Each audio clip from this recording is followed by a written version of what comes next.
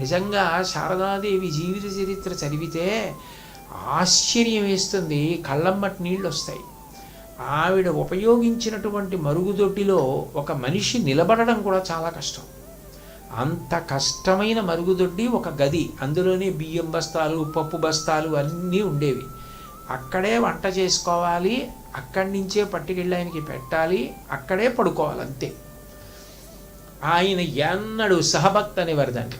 ఆయన ఎప్పుడు ఆ సహభక్తికి రారు. రామకృష్ణ పరమహంస ఇప్పుడు చాలా అరుదుగా వచ్చేవారు, అంతే. చాలా చాలా అరుదు. ఆయన మొత్తం ఆవిడ్ని 5వ ఏట పెళ్లి చేసుకున్నారు, 33వ ఏట వైధవ్యం. ఇన్నేళ్లలో ఆయన సహబత్తుకు వచ్చింది బహుశా ఒక 5-6 మాటలు ఉంటుందేమో, అంతే.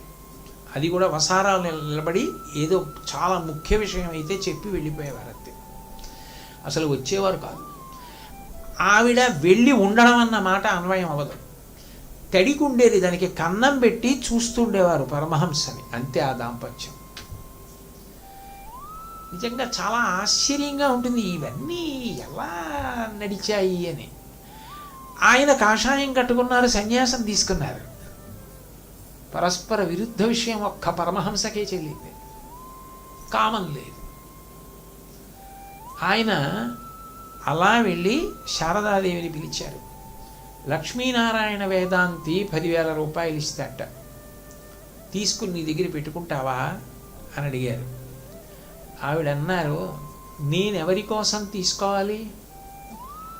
నా కోసం నాకేం అక్కర్లా, మీరొక్కరే నాకు చాలు. అయినప్పుడు నేను ఆ ద్రవ్యం తీసుకుంటే మీ సుఖం కోసం వాడాలి, అది మీకు ఇష్టం లేదని నాకు తెలుసు, అప్పుడు నాకెందుకు ఆ ద్రవ్యం అని అడిగారు.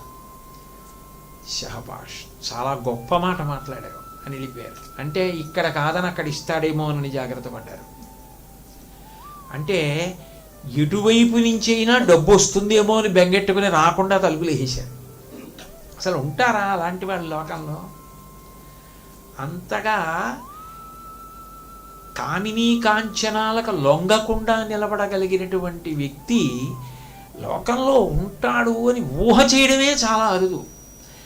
ఆయనకి తప్ప అసలు సంసారమునందు మళ్ళీ పడిపోకుండా ఉండడానికి కావలసిన మాటలు చెప్పగలిగినంత అర్హత ఎవరికి ఉంటుంది? అంటే ఆయన చెప్పిన మాటలు చెప్పడానికి కూడా నా దృష్టిలో చాలా పుణ్యం ఉండాలి. ఆయన అనుగ్రహం లేకుండా ఆయన చెప్పిన మాటలు చెప్పడం కూడా సాధ్యం కాదు.